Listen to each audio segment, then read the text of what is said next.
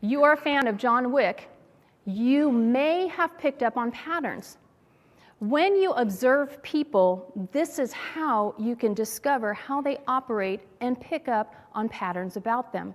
In the movies John Wick, any character who had any type of authority, any type of power, called him by his full first name, Jonathan. Any of his colleagues in the underworld who feared him, at least in that moment, they referred to him as John Wick. Those characters in the movie who were not afraid of him, at least in that moment, called him John. And that's what his wife called him. When he would watch those video excerpts of his wife over and over and over again, those video excerpts tell the audience what the underlying theme has been in all of these movies. She says, "John, what are you doing, John?" All the other characters are very clear on their relationships with him.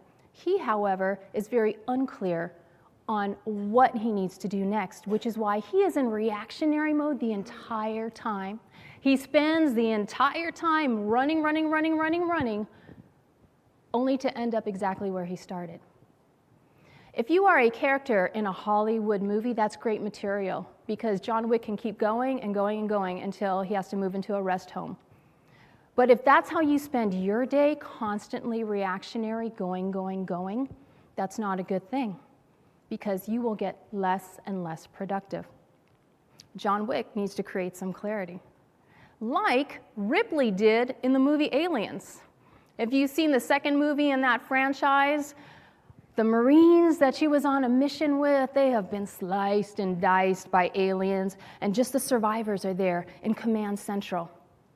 And Bill Paxton's character, Private Hudson, starts whining, "What are we gonna do? We're all gonna die."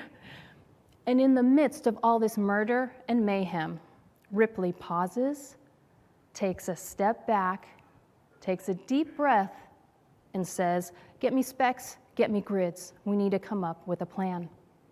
Ripley understood that before you can go tactical, you need to be strategic. She understands create clarity. And this is where we started with Nancy. I asked Nancy what her top priorities are, her top personal priorities. And she said, "Well, duh, I already know what my priorities are." "Great, share them with me." Well, it was on the tip of my tongue. Most of us are like Nancy. Our priorities reside in the subconscious of our brains, and that's why we tend not to make decisions based on how well they're going to support our priorities. We don't think about our priorities until somebody specifically asks, "What are your priorities?" So this is where we started. We gathered her top 3 personal priorities. These are the most important people or the most important activities in your life. At this moment, whether it's on your handout or on your device, what I'd like you to do is record your top 3 personal priorities. Pause. If your priorities are in the forefront of your brain, you'd be done. If you are not done writing down your top 3 personal priorities, they are not front and center where they need to be. Okay, continue. I'll give you a few more seconds. Capture your personal priorities. Who should be at the top of this list? Exactly, yourself. Not in an egotistical, condescending way, but in a self-care way.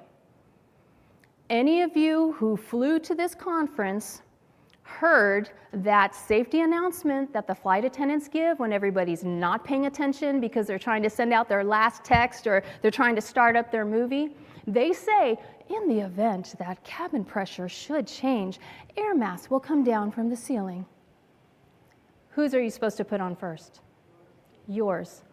Because if you are not preserving yourself first, you will not be able to take care of everybody else around you as well. So that's why you should be at the top of your priorities list.